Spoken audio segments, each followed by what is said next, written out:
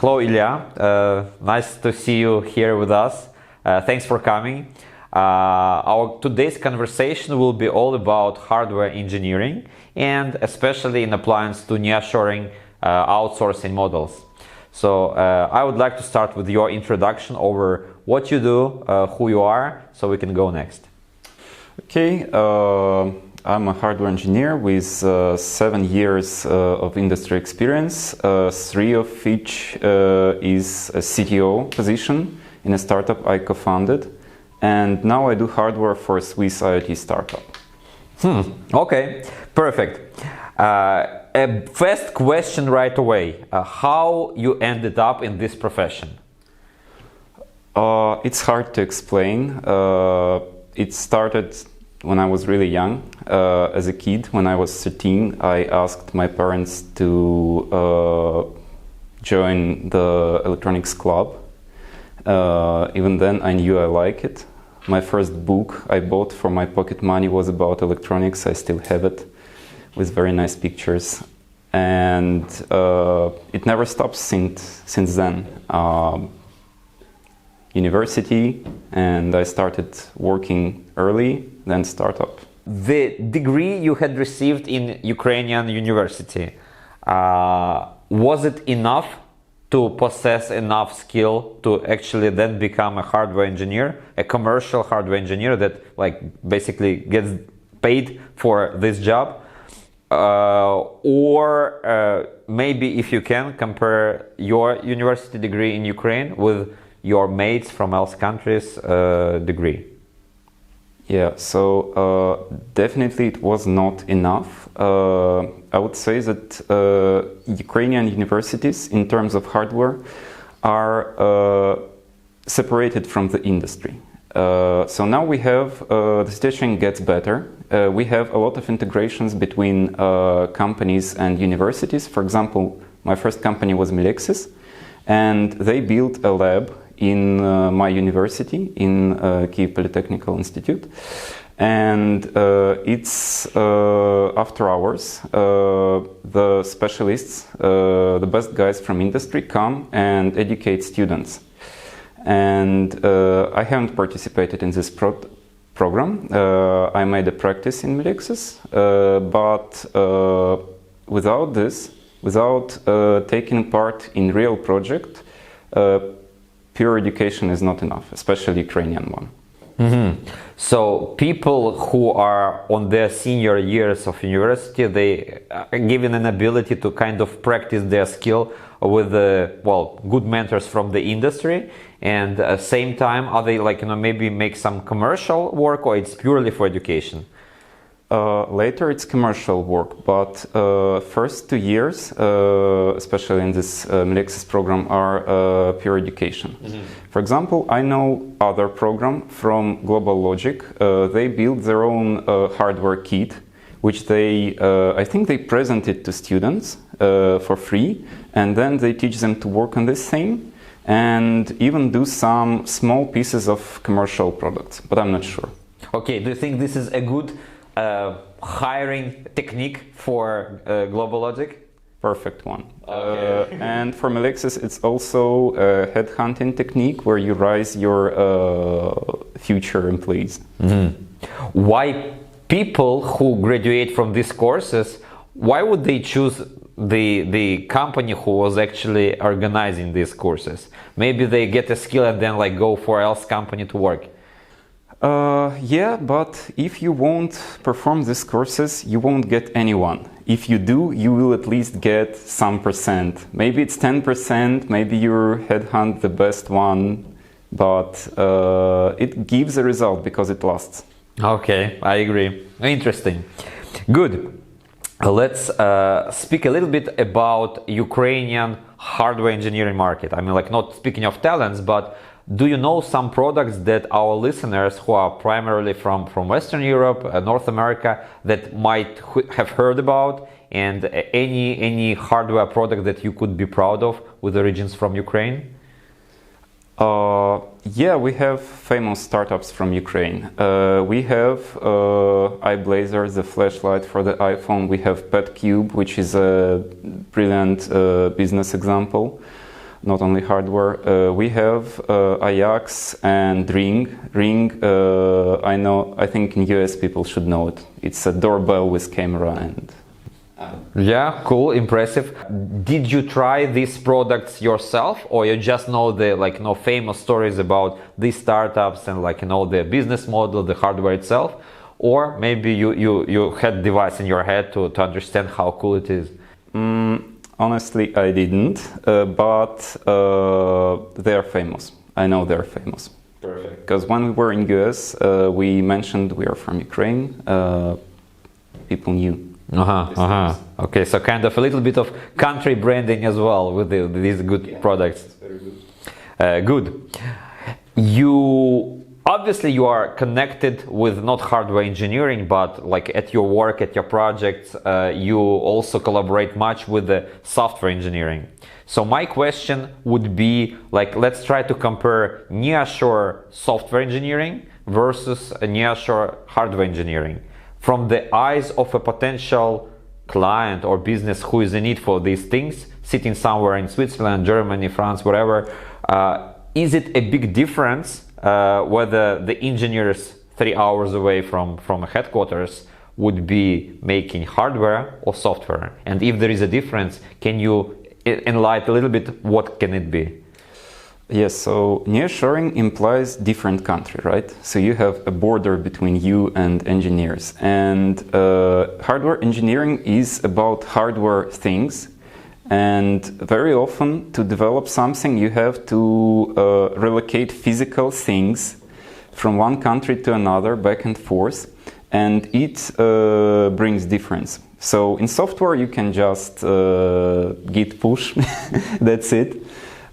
Instantly. In hardware, it's you package something in a box and 1 or 2 days for shipping. I would say it is the main difference. How frequent may these exchanges be between headquarters in, let's say, a nearshore destinations like Kiev? Is it putting a big difference, let's say, to business, or because I'm trying to see it from a perspective of potential client who might be thinking is Ukraine good for that, or any place out of European Union, how good is that for these kinds of outsourcing, so to say? In my case, in our company, it happens a lot. Sometimes even twice a week. Depends on products and depends on workload. But it was never a problem. In our case, we just arranged a special agreement with DHL, and we use it a lot. We have it fixed. So yeah, it's just something you should keep in mind, but not a showstopper, definitely. Seeing the potential job offer or opportunity, career opportunity in hardware engineering, what a project should have to attract the best Ukrainian talent in hardware engineering? What kind of sexiness must be within a project so people would want to work for that? I would say it must be something opposite to routine, something sparking, innovative, high-flying. And also I would say that in addition to normal requirements like nice office in a nice place, it would be a good set of equipment, because making things is fun only when you have right tools. Then it's easy, then it's fast, and it doesn't consume a lot of energy. So I would say nice lab and innovative project. Interesting. Let's talk a little bit about overall hardware design nowadays, because I'm a little bit far from it. So you are inside of the hardware engineering. How hot is this industry overall? How often new things pop up? So you got to always learn new things, and you're always on the edge of something new, or everything was invented let's say 20 years ago. So you just need to know the job to do, and kind of creating these devices using more and more modern parts, so to say. It depends on the industry. So if you are in automotive, it's pretty strict and it's always on the safe side. So you won't get a lot of cutting edge technology there. But no offense, car guys. Oh, they'll hate me. Yeah, but on the other hand, you have consumer electronics, you have different aerospace stuff. Imagine we do aerospace stuff in Ukraine, and it's cool. We even build rockets in Dnieper. So if you want, you can find something for yourself. It just depends on your considerations. I would say you should keep your knowledge updated, of course. No one wants to get outdated, but people with, who got education 20 years ago, there is still, nothing has changed in basic physics and math. You can use this knowledge. I see. So the basics are there, but, well, little things that matter still need to be picked up during your career. Perfect. I assume there may be some young people who are thinking about the career in hardware engineering. Maybe they are choosing in between of like different engineering subsections, so to say. What advice would you give them after your years in the industry, after your years of engineering itself, the CTO role that you were handling? What should they know, and what should they do to become that cool? Thank you. Okay, so if electronics is a hobby for you, then your job experience would be totally different. If you had experience in a small company, a big company would be different to a small company. So you just have to try once. It's hard to explain, hard to express in words. But I would advise not to be afraid. And if you start, just keep asking questions. Don't hesitate. And people around will help you to get in, to get on board. Never be afraid to try. Good. I'm hoping people will not. And one more question, probably one of the last ones. There might be businesses or businessmen now watching us and kind of hesitating whether or not moving this function of hardware engineering to nearshore destination or offshore destination, doesn't matter much. So taking it out of their own country. What advice would you give them to go or not to go, and why? Okay, I would say you should visit the site yourself and see. Just talk to people, come here, see your future employees, and keep in mind that you will have to come here every time you hire a new person. It's alright. And the other thing to keep in mind is at some moment you will have to invest in the site. Buy equipment, buy disposables, it's inevitable. If those two things does not scare you, then again, we have great minds, we have great talents. So don't be afraid. Sounds awesome. So Illia was telling us a little bit of insight over how things are working with hardware engineering in Ukraine particularly. He was sharing his experience, and his take is, it is a rocket science, but it's not as complex as rocket science may be, as long as it is your hobby.